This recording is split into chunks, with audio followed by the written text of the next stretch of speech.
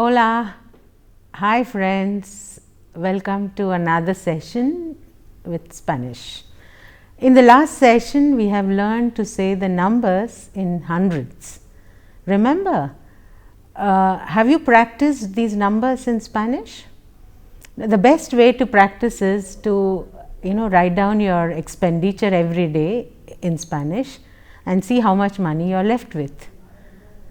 So, practice the numbers, and we have also learned how to answer a series of questions regarding information about oneself, about one's name, one's profession, and later on how to talk about where one comes from using verbs like llamarse, dedicarse, ser, and we have also learned the verb tener, which is to have. We have learned to say about our age, that is to say, I am so many years old. Tengo 20 años. And at the end of last session, you were introduced to the verb estar, which was about the state of being, the verb to talk about how you are. Today, we begin with a small conversation between Anand, Sue and Fernando, who have gone to Madrid to do a summer course in Spanish. Remember Anand from our earlier conversations. So, Anand, Sue and Fernando. Hola Anand. Sue greets Anand. Fernando also joins in and both of them say, Hola, me llamo Anand. ¿Y tú? Fernando says, me llamo Fernando. Sue says, me llamo Sue. Suchin. Anand says, mucho gusto. Sue says, encantada. Anand y Fernando, ¿de dónde sois? Anand y Fernando, ¿de dónde sois? Sue asks them. Anand replies saying, soy de la India. Soy de la India. Y Fernando says, oh, de la India. Qué bien. Soy de la Habana, Cuba. And asks Sue, ¿de dónde eres tú? Sue, ¿de dónde eres tú? Soy de China. So we get it that Sue is from China. Anand says, qué bien, somos de diferentes países. Somos de diferentes países. Sue asks Fernando, ¿cuántos amigos españoles tienes tú, Fernando? ¿Cuántos amigos españoles tienes tú, Fernando? Tengo muchos amigos. Mi abuela es de España. Mi abuela es de España. Ah, sí, yo no tengo amigos españoles. Yo solo tengo amigos chinos. ¿Y tú, Anand? Anand says, yo sí tengo unos amigos españoles. So, have you noticed in the above conversation that Fernando, who is from Cuba, says he has many Spanish friends, muchos amigos españoles. Do you know why?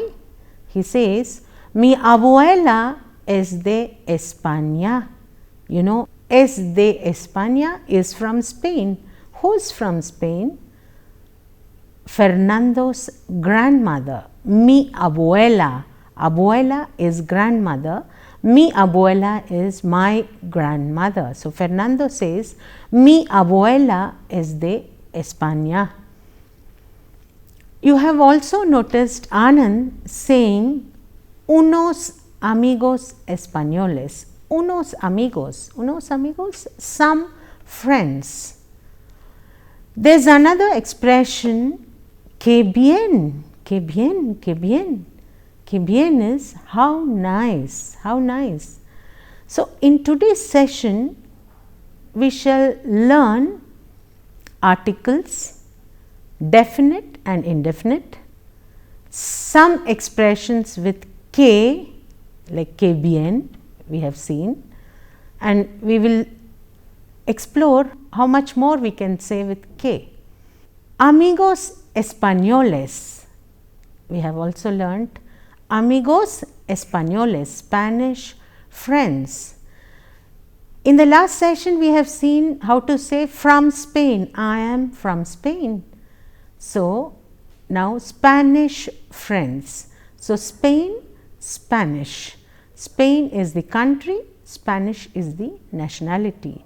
So, we will also learn some of these nationalities. Like you say, ¿de dónde eres? Yo soy de España, I am from Spain. And you will say, soy español, I am Spaniard, I am a Spanish person. So, español is the nationality. So, when you say nationality, you say yo soy de, soy de. Soy will take the nationality. Soy de will take country. We will do that in detail a little later.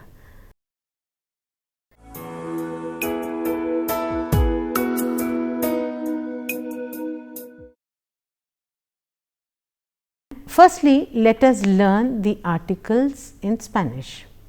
We know that there are definite and indefinite articles. In English, the definite article is the, and the indefinite articles are a and an.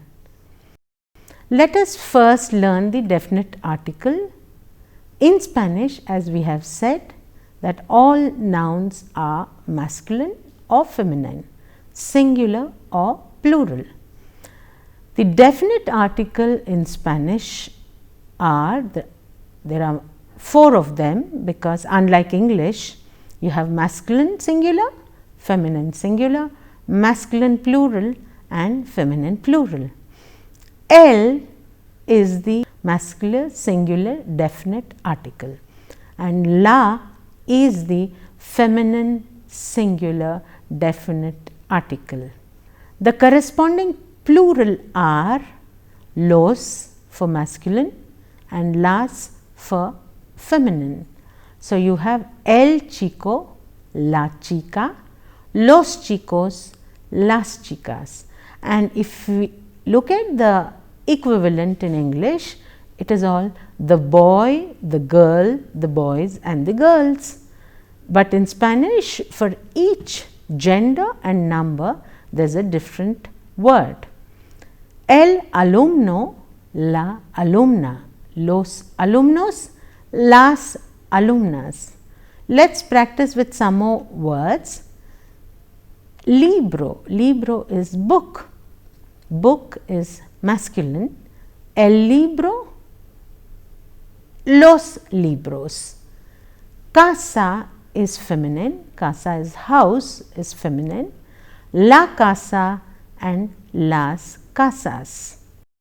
El director, la directora, los directores and las directoras. So, I hope you got them.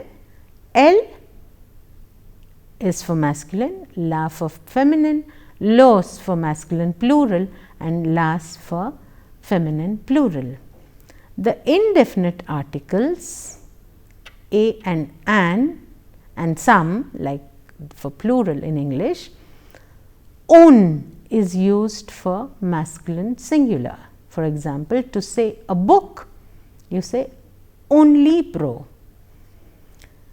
and some books would be unos libros, un libro, unos libros, and a house will be una casa, and some houses would be unas casas.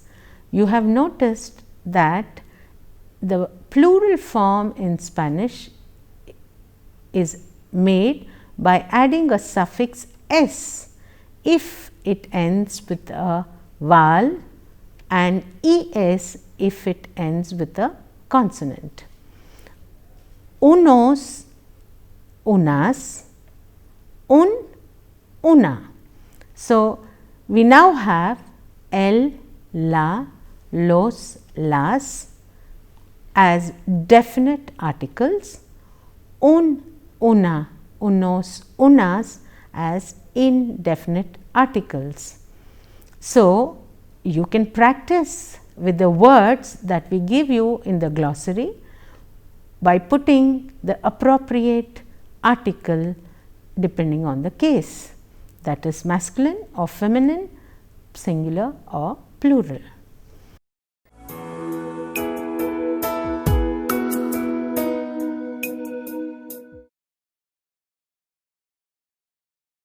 Now, the next part we will learn about the nationalities. From the conversation above that we have seen in the beginning between Juan, Fernando, Anand and Sue, let us now focus on the structure of amigos españoles. Amigos españoles. Amigos, you know, friends. Amigos españoles, Spanish friends. For a question asked to Juan about his nationality, he can say, yo soy de España or soy español. The structure therefore would be the verb ser plus the preposition de plus the name of the country, as in the case of Sue es de China, Fernando es de Cuba, Anand es de la India, somos de la India, Yusuf es de Pakistán, Rafael y Concha son de México, etc. Instead of the names of the countries, you could use their nationalities. Sue is Chinese.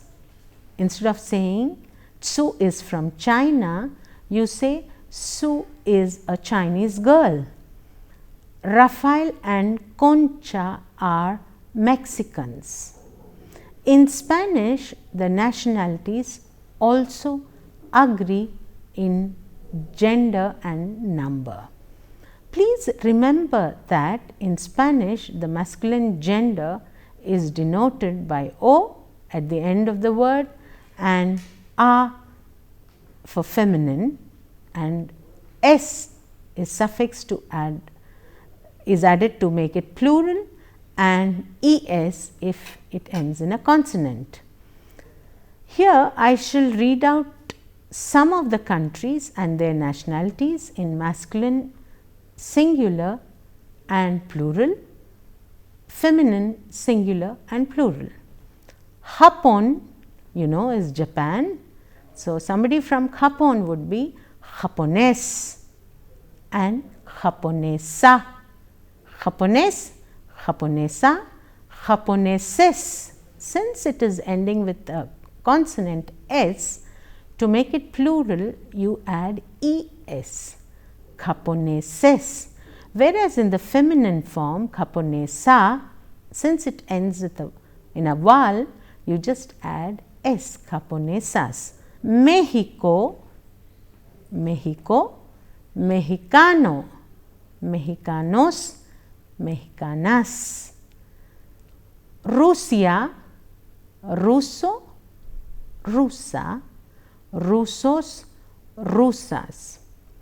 Bolivia, boliviano, boliviana, bolivianos, bolivianas.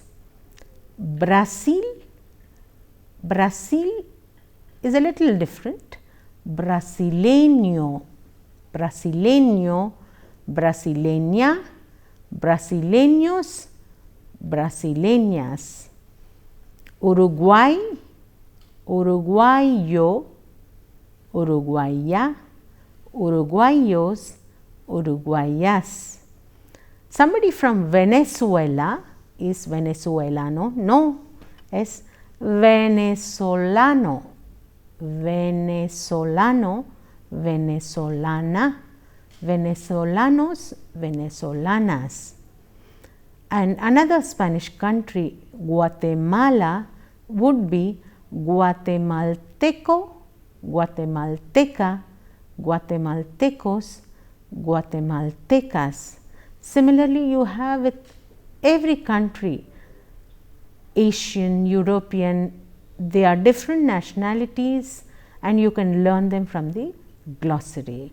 For example, Francia is francés, francesa, franceses, francesas. And you know what is Germany called? Alemania. Alemán, alemanes, alemana, alemanas. India, you say indio, India. Nosotros somos indios.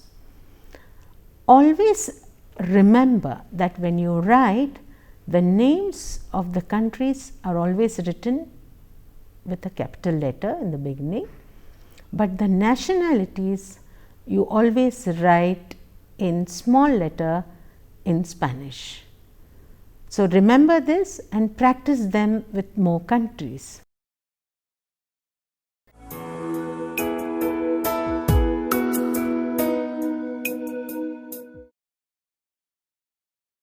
Now let us look at the expression que bien. Que bien, how nice. This is a very important expression, isn't it? Que bien. When you want to say something nice, you'll say how nice, que bien. Now, there are a series of such expressions. Que guapa, que guapa, que interesante, que interesante, que grande, que grande, que malo, que malo, que inteligente, que inteligente. You can guess some of these words, right? ¿Verdad? Right? Interesante, inteligente. You know? Yeah, they are absolutely same as in English. Interesante, interesting. Inteligente, intelligent. They are the same as in Spanish. Have you noticed that these expressions have que? And the other word, interesante, inteligente, guapa, malo, etc., they are the adjectives. Have you also noticed one interesting thing here? That whenever there is an exclamation like que bien, how nice, or ¿cómo te llamas? What's your name? You have an inverted exclamation and an interrogation at the beginning of the sentence in written form. In the oral form, it is the intonation that denotes that it's an interrogation or an exclamation, whereas in the written form, you have an inverted exclamation and an inverted question mark. This is something very specific to Spanish. So please do not forget to put an inverted exclamation or a question mark when you make these sentences. Let us now look at how the adjective functions in Spanish.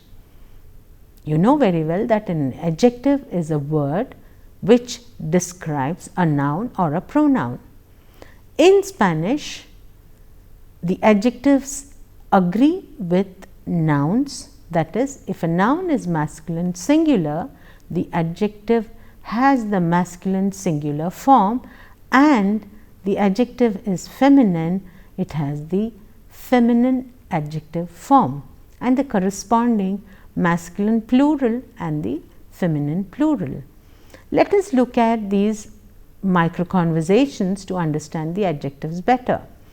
Anand asks Juan, Juan, ¿tienes un diccionario de español? Juan, ¿tienes tú un diccionario de español? Sí, tengo un diccionario pequeño. Un diccionario pequeño, a small dictionary. Juan replies. Do you understand here? Un diccionario pequeño, pequeño. And Juan is asking Anand, Anand, Nueva Delhi es una ciudad pequeña, ¿no? Nueva Delhi es una ciudad pequeña, ¿no? Anand says, no, Juan, Nueva Delhi no es una ciudad pequeña. Delhi es una ciudad muy grande. Una ciudad pequeña, un diccionario pequeño. So we have pequeño, pequeña. And Juan says, vale, Madrid y Nueva Delhi son ciudades grandes, no son ciudades pequeñas. So you have pequeña, pequeñas, ciudad pequeña, ciudades pequeñas. Un diccionario pequeño, un diccionario pequeño, unos diccionarios pequeños. Diccionario pequeño, diccionarios pequeños. Libro caro, libros caros. Libro, book, caro, expensive.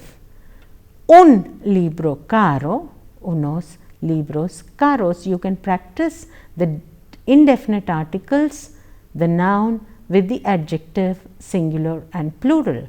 Falda, corta, falda, skirt.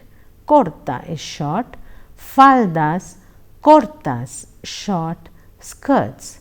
You can practice these with other nouns which are there in the glossary.